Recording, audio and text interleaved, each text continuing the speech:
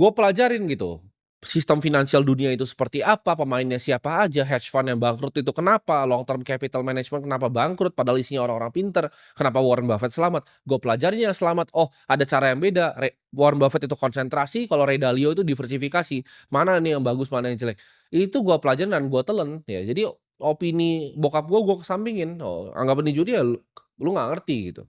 Lu nggak perlu sibuk yakinin orang tua, karena gue yakin kebanyakan dari mereka juga sudah diprogram oleh sistem. Toh hidup mereka yang sekarang itu hasil dari pemrograman sistem tersebut. Jadi nggak ada yang lu perlu lakukan untuk ubah, karena udah tua juga, udah nggak bisa diubah cara pikirnya. Caranya adalah buktikan dan bikin mereka bahagia. Laki-laki itu yang bisa dipegang tuh cuman satu, omongannya. Jadi kalian itu nggak perlu ribet-ribet ya, nggak usah kebanyakan ngomong juga tapi nggak ada pembuktiannya.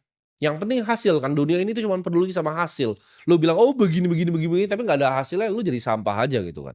Cara untuk lu bikin mereka diem adalah lu lewatin mereka. Misalnya bokap lu bilang ini judi, ya gua waktu umur 19 tahun gua udah melewati bokap gua, ya dari semua aspek finansial dan lain-lain. Jadi dari situ udah nggak bisa diomongin lagi. Ya udah, gua tinggal sendiri, gua hidup sendiri, gua jalani hidup sendiri. Nah di sini gua akan mulai masuk ya ke penyakitnya ada apa aja, menurut gua ada 4 ya.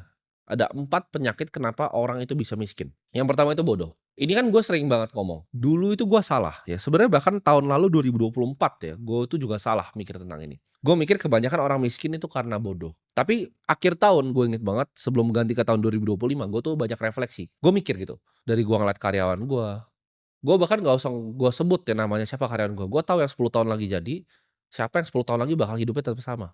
Karena ada dalam 4 faktor ini gitu dan semua yang gue lihat di hidup gue dari dulu dari kecil gue ngeliat tetangga gue tuh tahu yang mana bakal mungkin 5 tahun lagi rumahnya akan renov jadi bagus karena pekerjaannya dan lain-lain. Gue itu tapi gue nggak pernah bisa dissect jadi sebuah rumus, apa sih yang bikin orang tuh jadi kaya, apa yang bikin orang jadi miskin. Ini 4 penyakit ya, yang pertama itu bodoh, yang kedua itu malas, yang ketiga itu penakut, dan keempat arogan.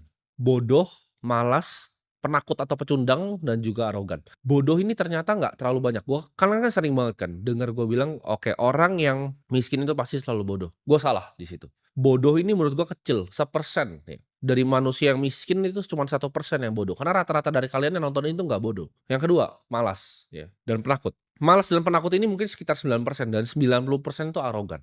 Maksudnya apa? Kok kebanyakan yang arogan? Mungkin kalian bingung, bukannya banyakan yang bodoh ya orang? Enggak, banyakan yang arogan, yang bodoh itu sedikit. Gua kasih analoginya ya biar kalian bisa nyerap ya.